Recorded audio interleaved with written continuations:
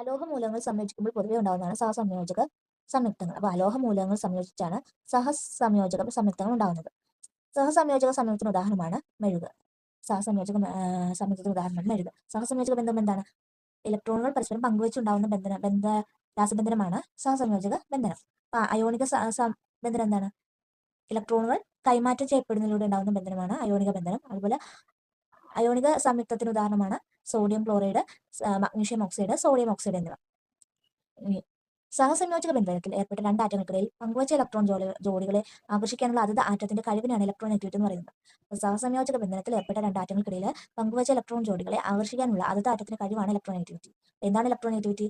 പങ്കുവച്ച ഇലക്ട്രോൺ ജോഡികളെ ആകർഷിക്കാനുള്ള അതത് ആറ്റത്തിന്റെ കഴിവ്. അപ്പം ഈ സഹസംയോജക ബന്ധനത്തിൽ നമ്മൾ എന്താ പറഞ്ഞത്?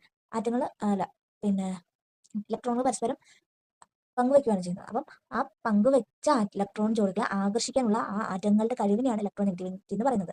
ഇലക്ട്രോണെഗറ്റിവിറ്റി സ്കെയിൽ കണ്ടുപിടിച്ച ലിനസ് പോളിംഗ് ആണ്. അപ്പം ഇലക്ട്രോണെഗറ്റിവിറ്റി സ്കെയിൽ കണ്ടുപിടിച്ച ലിനസ് പോളിംഗ് ആണ്. അപ്പം ലിനസ് പോളിംഗ് കണ്ടുപിടിച്ച ഇലക്ട്രോണെഗറ്റിവിറ്റി സ്കെയിലിൽ എത്ര സംഖ്യകളുണ്ട്? 0 നും 4 നും ഇടയിലുള്ള സംഖ്യകളാണ് ഇലക്ട്രോണെഗറ്റിവിറ്റി വിലകളായിട്ട് കൊടുത്തിട്ടുള്ളത്. അപ്പം 0 നും 4 നും ഇടയിലുള്ള സംഖ്യകളാണ് ഇലക്ട്രോണെഗറ്റിവിറ്റി സ്കെയിലിൽ കൊടുത്തിട്ടുള്ളത്. ഇലക്ട്രോണെഗറ്റിവിറ്റി ഏറ്റവും കൂടിയ മൂലകം എന്ന് വെച്ചാൽ അത് ഫ്ലൂറിനാണ്.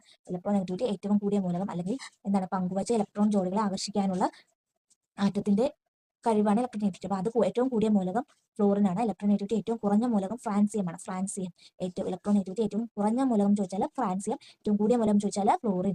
ഒരു സംയുക്തത്തിലെ ഘടകമൂലകങ്ങളുടെ ഇലക്ട്രോണെഗറ്റിവിറ്റി വിലകൾ തമ്മിലുള്ള വ്യത്യാസം 1.7 അതിൽ കൂടുതലോ ആണെങ്കിൽ പൊതുവെ അയോണിക സ്വഭാവവും 1.7 കുറവാണെങ്കിൽ സഹസംയോജക സ്വഭാവമായിരിക്കും. അപ്പം ഒരു സംയുക്തത്തിലെ ഘടകമൂലങ്ങളുടെ ഇലക്ട്രോണെഗറ്റിവിറ്റി വിലകൾ തമ്മിലുള്ള വ്യത്യാസം ഇലക്ട്രോണെഗറ്റിവിറ്റി വിലകൾ 1.7 അതിൽ കൂടുതലോ ആണെങ്കിൽ അത് അയോണിക സ്വഭാവമായിരിക്കും. 1.7 അതിൽ കൂടുതലാണെങ്കിൽ അയോണിക സ്വഭാവം, 1.7 താഴെയാണെങ്കിൽ അത് സഹസംയോജക സ്വഭാവമായിരിക്കും.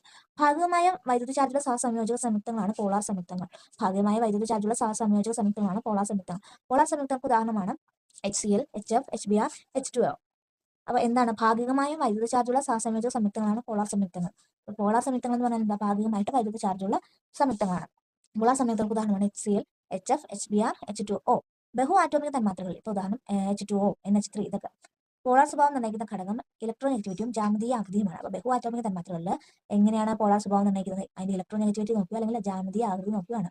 ജലം ഒരു പോളാർ തന്മാത്രയാണ്. മോളിക്കുലാർ മാസ് കുറവായിട്ടും ജലം ദ്രാവകാവസ്ഥയിൽ നിൽക്കാനുള്ള കാരണം ഈ ജലത്തിന്റെ പോളാർ സ്വഭാവമാണ്. അതുപോലെ തന്നെ സാർവിക ലായകമായി മാറാൻ ജലത്തെ സഹായിക്കുന്ന പ്രത്യേകതയും പോളാർ സ്വഭാവമാണ്.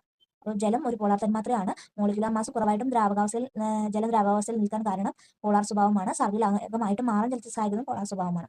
അപ്പോൾ ഭാഗമായിട്ട് വൈദ്യുത ചാർജുള്ള സംയുക്തങ്ങളാണ് പോളാർ സംയുക്തം.